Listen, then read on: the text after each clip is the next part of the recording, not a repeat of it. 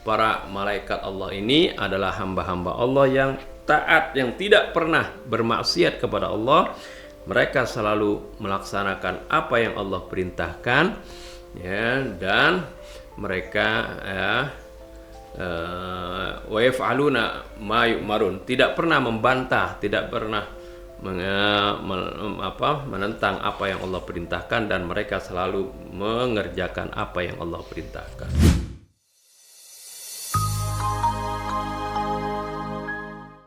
Kenapa kita harus beriman juga kepada para malaikat ini? Karena para malaikat ini, ya, Allah beri tugas-tugas tertentu, ya, terutama sekali bagaimana Nabi kita Muhammad sallallahu alaihi wasallam menerima wahyu melalui para malaikat, ya, melalui malaikat, yaitu malaikat Jibril. Ya, salah satu caranya, ya, Allah Subhanahu wa taala memberikan wahyu kepada manusia, ya, dengan 3 cara, ya. Yang pertama, ya, dengan apa? Dengan langsung, dengan ilham seperti itu. Ya. Yang kedua, Allah Subhanahu wa taala berbicara miwarai hijab, ya, dari balik tabir. Seperti, ya, Allah berbicara kepada Nabi Allah Musa di Gunung Tursina, ya. Nabi Musa nggak ngelihat Allah Subhanahu wa taala, tapi mendengar suara seperti itu.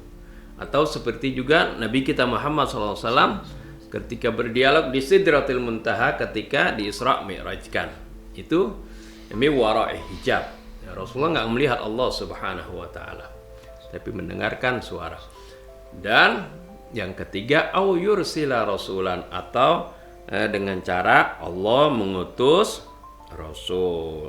Jadi itu cara yang yang Allah Subhanahu wa taala sebutkan, bagaimana ketika Allah Subhanahu wa taala ingin mengajak bicara atau memberikan wahyu kepada seorang nabi, ya, atau kepada siapapun. Ini diterangkan dalam surah Asy-Syura ayat 51, wa ma kana li basyarin ayyukallimahullahu illa wahya, dan tidak ada bagi seorang manusia pun yang diajak bicara oleh Allah kecuali melalui wahyu. Ya, wahyu tadi, ya, isyarat yang khafi, yang yang halus, yang diterima oleh seseorang, itu wahyu, ya. Au miwara'i hijabin, atau dari balik hijab, seperti tadi yang kita contohkan kepada Nabi Allah Musa alaihissalam, atau kepada Nabi kita Muhammad SAW, ya, ketika Mi'raj, ya.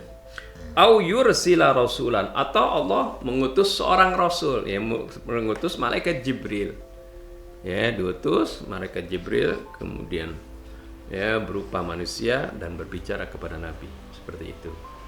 Nah, ini kenapa kita diperintahkan wajib beriman kepada malaikat, ya, kan juga sebenarnya makhluk Allah banyak yang kita nggak tahu, ya,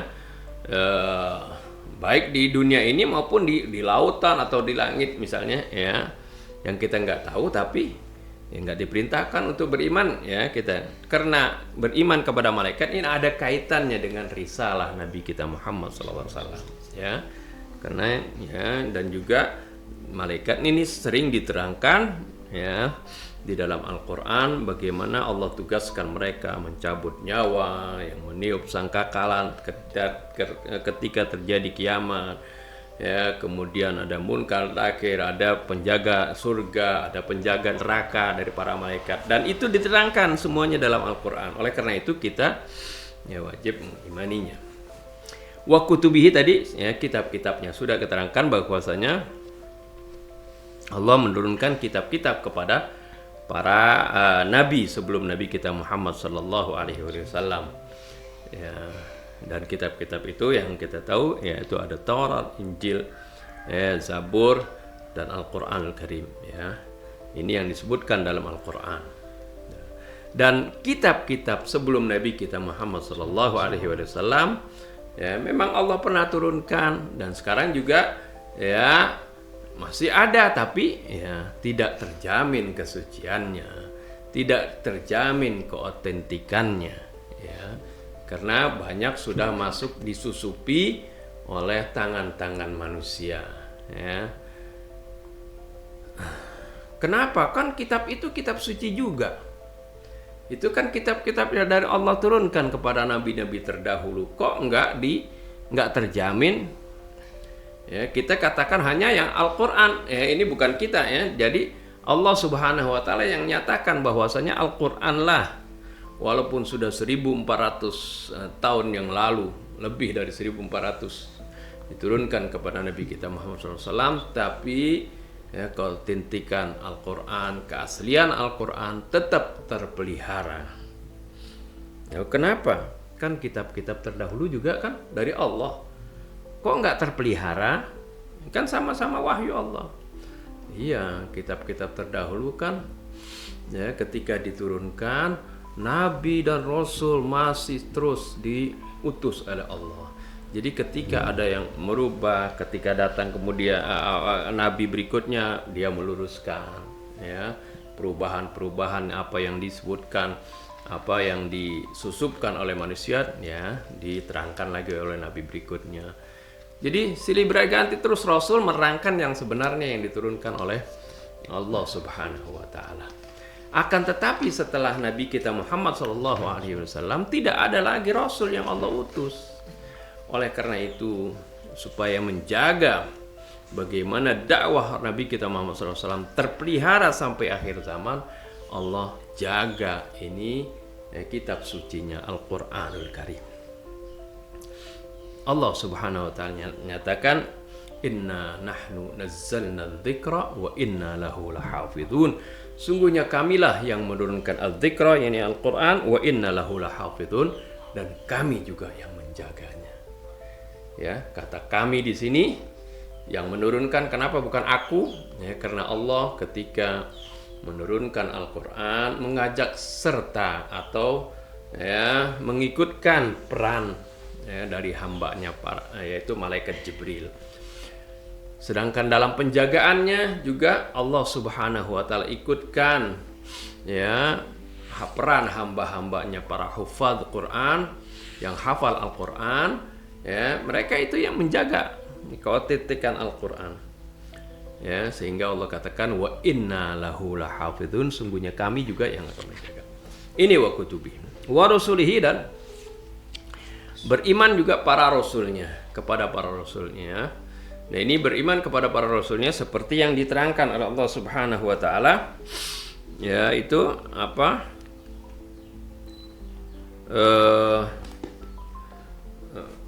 Bahwasanya Allah Subhanahu wa taala telah mengutus ya rasul-rasul sebelum Nabi kita Muhammad SAW. Nah, mereka ini ya, diceritakan dalam Al-Qur'an. Ya, sebagian dari rasul tersebut diceritakan dalam Al-Qur'an. Yang nama-namanya sering kita hafal ya, 25 nabi dan rasul. Kita diperintahkan untuk mereka, dan misi mereka ya sama, yaitu mengajarkan kepada umat manusia untuk bertauhid dan menyembah Allah Subhanahu wa taala dan tidak mensekutukannya dengan sesuatu. Ya. Dan berikutnya yaitu beriman kepada yaumil akhir, hari akhirat. Ya. Ini kita harus meyakini akan adanya ya hari akhirat. Ya, karena kalau orang tidak beriman kepada hari akhirat, dia nggak percaya, ya, seolah-olah dia yakinnya dunia, kita hidup di dunia udah, ya, maka orang ini akan berbuat semaunya. Dia ya tidak merasa nanti akan diperhitungkan ya amal ibadahnya, perbuatannya, kejahatannya. Oh, pokoknya dia pikir yang penting saya hidup senang di dunia ini. Ya, orang yang tidak percaya kepada hari akhirat itu bahaya sekali. Ya, niscaya dia tidak terkontrol kehidupannya, ya, karena dia merasa hidup hanya di dunia ini. Nah, ini Allah Subhanahu wa taala bimbing ya rukun-rukun iman ini, ya, yang kalau orang yang tidak mendapatkan bimbingan dari Rasul dan dari kitab sucinya, mereka beriman secara Allah secara garis besar aja, ya. Seperti orang yang belum kedatangan para rasul, sampai Rasulullah pun diingatkan oleh Allah, ma kunta tadri mal kitabu walal iman. dulu juga kamu nggak tahu apa itu Alkitab dan itu apa itu iman secara rinci. Maksudnya Rasulullah sebelum diutus menjadi nabi, Rasulullah beriman kepada Allah, tapi nggak mendapatkan penjelasan rinci seperti itu. Ya, beriman secara global. Nah, beramal soleh, Rasulullah kan beriman dan beramal soleh. Orang-orang yang hidup dalam masa fatrah, kalau dia beriman dan beramal soleh, ya, kalau belum diutus datang kepada mereka nabi, mereka selamat. Mereka beriman kepada Allah dan yaumil akhir, dan mereka beramal soleh. Tapi ketika diutus para rasul, mereka harus ya lengkapi keimanannya, seperti yang diterangkan tadi ya. Nah, kalau kita hitung tadi rukun iman ini yang disebutkan tadi hanya 5, yang ke-6-nya yang disebutkan dalam hadis ya, di dalam Al-Qur'an tentang qada dan qadar diterangkan dalam ayat-ayat yang terpisah. Nanti kita terangkan secara tersendiri. Ya, adapun di dalam surah Al-Baqarah 130 dan 32. Ini Allah Subhanahu wa taala mengingatkan bagaimana ya, keimanan seseorang ini harus disertai juga ya dengan keislaman. Iman adalah sesuatu, kata Nabi, yang ada di dalam hati. Seorang meyakini, mempercayai ya. Al-imanu ma waqara fil qalbi. Tapi kata Rasul, iman ini perlu direalisasikan dalam perbuatan. Al-imanu ma waqara fil qalbi wa saddaqahul amal. Iman adalah sesuatu yang ada di dalam hati, bersemayam di dalam hati dan dibuktikan dengan amal. Nah, sekarang kita ya baca dalam surah Al-Baqarah 130-32 apa yang Allah Subhanahu wa taala firmankan, wa may yarghabu am millati Ibrahim illa man safiha nafsah. Dan tiadalah orang yang yarghabu artinya membenci. Raghibaan tuh ya artinya membencikan. Kita suka dengar man raghiba an sunnati falaysa minni. Barang siapa yang membenci, enggak suka, yarghabu juga artinya enggak suka dengan sunnahku, maka bukan dari kalanganku. Tapi kalau raghiba saja raghiba fihi ya, itu artinya kebalikan. Itu mencintai, ya, menyukai. Tapi di sini kalau an artinya enggak suka atau membenci. Ya, wa may yarghabu 'an millati Ibrahim illa man safiha nafsah. Dan tiadalah orang yang membenci atau enggak suka dengan millah Ibrahim, tiada lain dia adalah orang yang membodohi dirinya sendiri. Kenapa? Karena millah Ibrahim itu selaras dengan nuraninya sendiri. Nurani manusia itu sesuai dengan millah Ibrahim. Ya. Kalau dia nggak percaya, nggak suka dengan millah Ibrahim, berarti dia membodohi dirinya sendiri. Padahal dirinya sendiri, nuraninya itu, ya, itu sejaran dengan millah Ibrahim, ya, sesuai dengan pelajaran yang pertama kita. Allah nyatakan begitu, ya. Jadi, wa may yarghabu 'an millati Ibrahim illa man safiha nafsahu. Tiadalah orang yang membenci dengan millah Ibrahim itu tidak lain adalah orang ya, yang membodohi dirinya sendiri. Kemudian Allah menerangkan tentang Nabi Allah Ibrahim ini sebagai nabi yang Allah pilih dan juga sebagai ya, imam para anbiya. Ini walaqad istafainahu fid dunya. Sungguh kami ya, telah memilih Nabi Ibrahim itu di dunia. Wa innahu fil akhirati laminas salihin. Dan sungguhnya Nabi Allah Ibrahim di akhirat termasuk orang-orang yang saleh. Idh qala rabbuhu aslim. Tatkala Tuhannya berkata kepadanya, aslim, berserah dirilah kamu. Ya, tunduklah kamu, berserah diri, pasrahkan gitu ya, aslim. Qala aslamtu li rabbil alamin. Nabi Ibrahim mengatakan aslamtu, aku berserah diri li rabbil alamin, kepada Allah Rabbul alamin. Nah, ini Islam itu ya, kalau tadi rukun iman, Islam itu adalah sebagai refleksi dari rukun iman tadi, rukun Islam itu.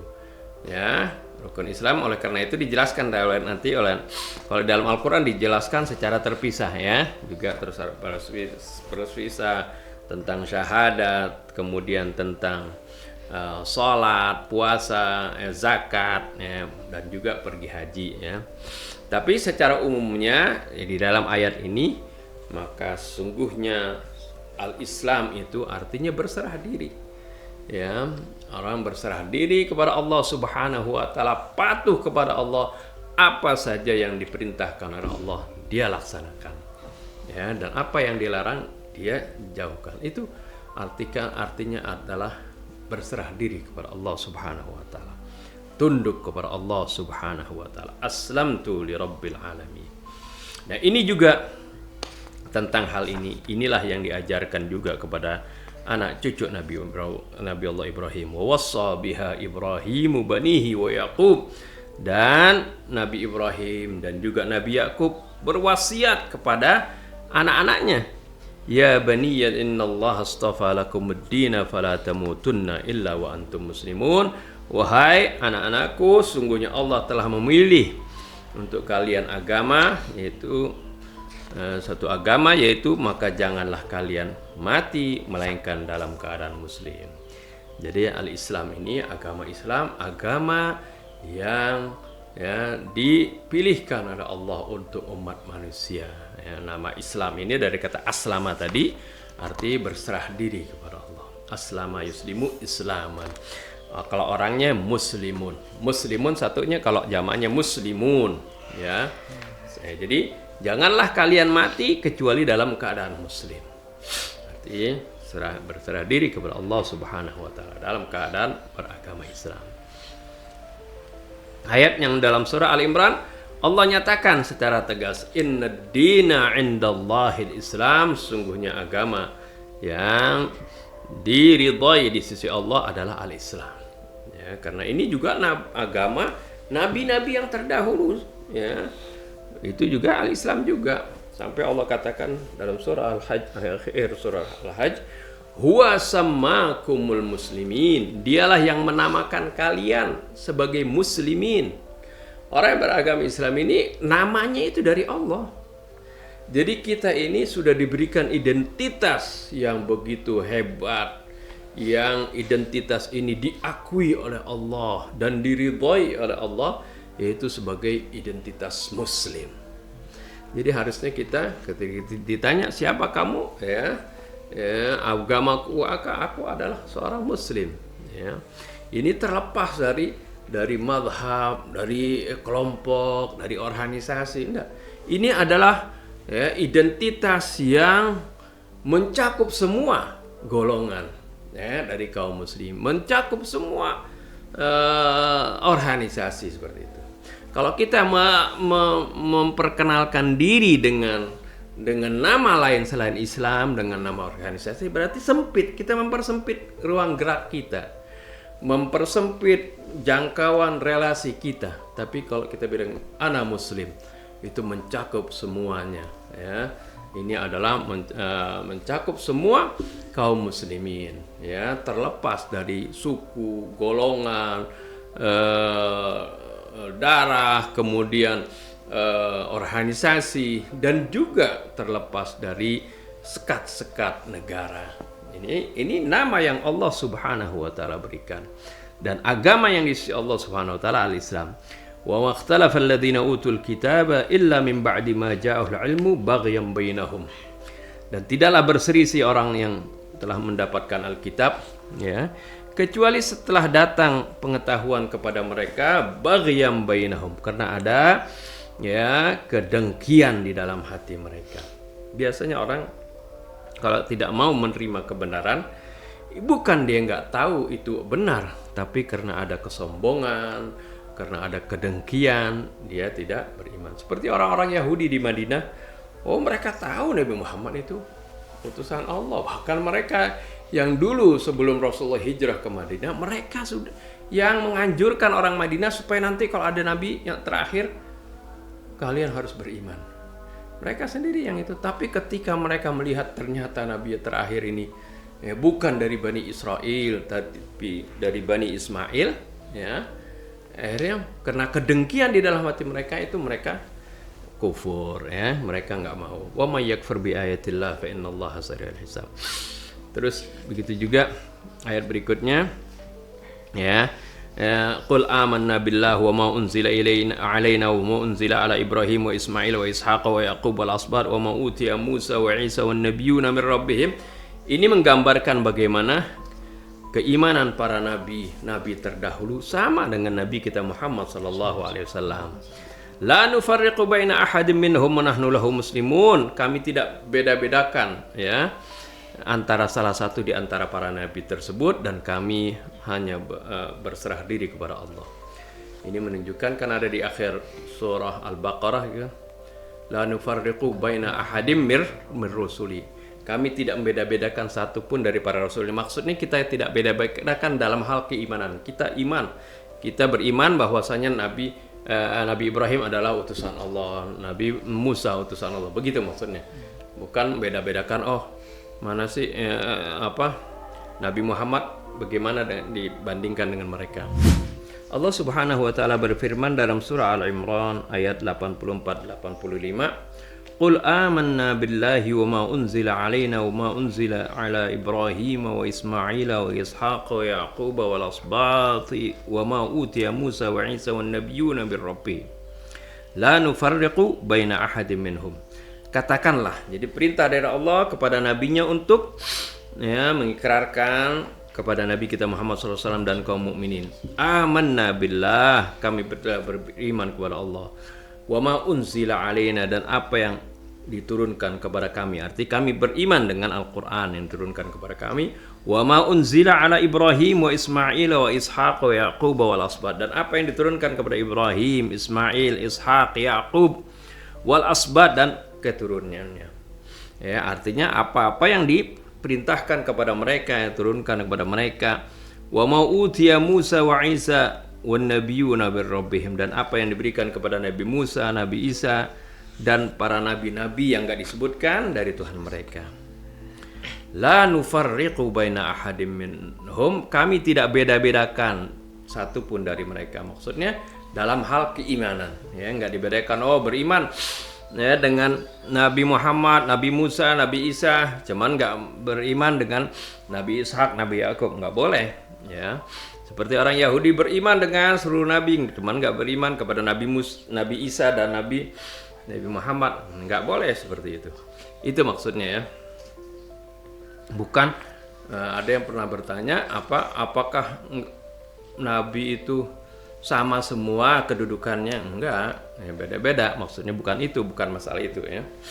Ya, tapi dalam hal keimanan kita tidak beda-bedakan. Ya, kita percaya semuanya itu adalah utusan Allah. Wa nahnu lahu muslimun, dan kami semuanya tunduk pasrah kepada Allah, lahunya kepada Allah. Kemudian Allah nyatakan di ayat 85-nya ini, wa may yabtaghi ghairal islami dinan, barang siapa yang mencari selain Islam sebagai agama. Ya, karena nabi-nabi terdahulu ini semuanya itu membawa agama Islam, dinul Islam.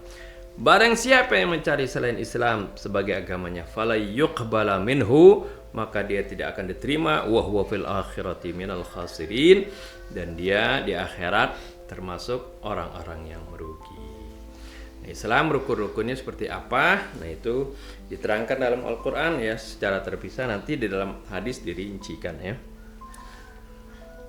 Berikutnya ada hal yang lain, yaitu tentang ihsan, bagaimana kita, ya, di dalam beribadah, ya, kita harus melakukan ihsan. Ihsan itu dari kata ahsan yusinu, artinya berbuat baik, ya. Kalau di hadis disebutkan anta'budallaha ka'annaka tarahu fa illam takun tarahu fa innahu yarak. Nanti ketika kita baca hadisnya, yaitu ihsan itu adalah kamu menyembah Allah seolah-olah kamu melihatnya. Fa illam takun tarahu, kalau kamu pun tidak bisa melihatnya, artinya hal itu sulit bagi kamu untuk melihat Allah Subhanahu wa taala, melihat dengan mata batin tentunya. Fa innahu yaraka, ya, maka ketahuilah sungguhnya Allah melihat kamu. Ini ihsan ini maksudnya apa? Agar supaya kita ini ya dalam setiap amaliyah kita selalu ingat Allah. Jadi agar supaya kita berbuat ihsan, berbuat baik. Ya, berbuat baik arti segala sesuatu yang kita lakukan harusnya kita lakukan dengan baik. Ya, misalnya kita sebagai apa? Misalnya kita sebagai dokter, kalau kita melakukan ya pekerjaan kita dengan sungguh-sungguh itu sudah ihsan namanya. Ya, karena artinya kita bukan berkhianat. Misalnya kita ada kan dokter yang nipu, sebenarnya itu berarti dia tidak berbuat ihsan. Seorang misalnya tukang bangunan, ketika dia kerja dia tekun mungkin. Itu dia berbuat ihsan. Karena apa? Dia merasa perbuatan dia ya ini amaliyah yang bukan ibadah mahdhah saja ya. Jadi amal itu tidak hanya ibadah mahdhah. Ibadah mahdhah ini ibadah yang ritual seperti sholat, puasa, tapi ibadah-ibadah yang lainnya, aktivitas kita, seorang berusaha, misalnya dia bekerja, mencari rezeki, itu ibadah ya. Dia misalnya sebagai petani, dia itu sebagai ibadah secara non ritual ya, karena dia mencari nafkah untuk keluarganya, untuk anak istrinya. Ya, seorang tukang bangunan, dia membangun satu rumah ya dengan upah tertentu, sehingga dengan upah itu dia bisa memberi nafkah kepada keluarganya. Itu ibadah yang non ritual.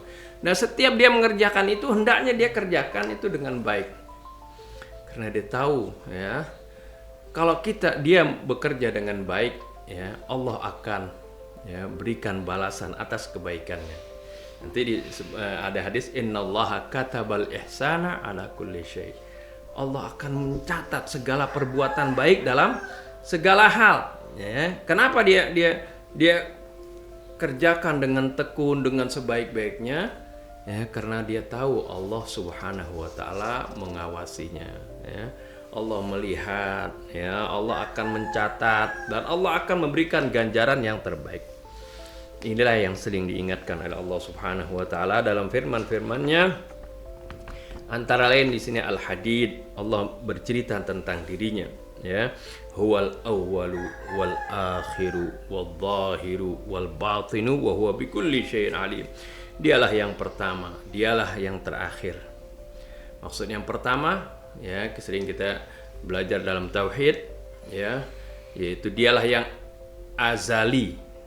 Azali itu artinya apa? Ya, labtida'a li awwaliyatihi.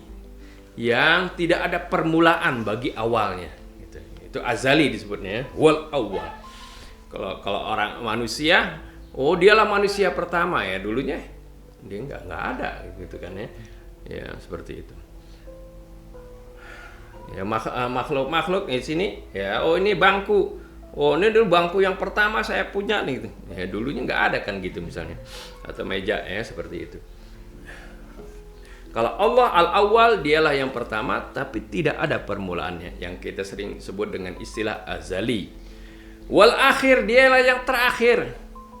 Ya, tapi akhirnya tidak ada penghabisannya. Inilah yang disebut abadi ya. Ya, abadi. Wal zahiru. Ya. Jadi yang awal tidak ada permulaannya, yang akhir tidak ada penghabisannya. Wadh-dhahir, dialah yang zahir, yang sangat jelas keberadaannya. Tapi di samping itu wal batin, dia juga al-batin, ya, yang maha tersembunyi. Ya, kita tidak bisa melihat ya dengan kasat mata. Tapi begitu nampak zahir ya dalam ciptaan-ciptaannya. Asar-asar dari perbuatannya nampak jelas. Inilah yang sering ketika Sayyidina Ali mengatakan ma ra'aitu syai'an illa ra'aitullaha fihi. Tidaklah aku melihat sesuatu makhluk ini kecuali aku melihat Allah di sana. Maksudnya bukan melihat Allah, ada Allah di situ begitu bertempat di pohon itu, bukan. Maksudnya dia lihat bagaimana keunikan pohon, bagaimana satu pohon itu bisa menghisap sari makanan ya yang di tanah, kemudian menumbuhkan buah yang begitu unik, buah yang manis ya. yang nggak pakai air gula, nggak tahu diambil gulanya dari mana, kan buahnya manis seperti itu. Begitu juga pohon ya, bermacam-macam buahnya. Lihat pohon kelapa ya, begitu tinggi, tapi dia di dalam kelapanya begitu ada air, ya air di dalam tempurung gitu. Ya, bagaimana ngisinya itu semuanya itu adalah keunikan kekuasaan ciptaan Allah Subhanahu wa taala. Dalam tempurung ya ada kelapanya di situ, ada airnya di situ, dan juga jaraknya tinggi. Ya, ada yang 5 meter, ada yang 10 meter, ada yang 20 meter kadang-kadang seperti itu. Itu semuanya kekuasaan Allah Subhanahu wa taala. Huwal awwalu wal dhahir, huwal awwalu wal akhir wal dhahir wal batin, wa huwa bikulli syai'in alim, dan Dia mengetahui segala sesuatu. Karena kalau makhluk begitu terbatas, ya dibatasi oleh ruang dan waktu. Tapi Allah Subhanahu wa taala bersama kita, bersama siapapun ya di seluruh dunia ini, ya kebersamaan ini ya bukan kebersamaan tempat dan waktu, tapi kebersamaan ilmunya. Allah mengetahui, ya, melihat setiap perbuatan manusia.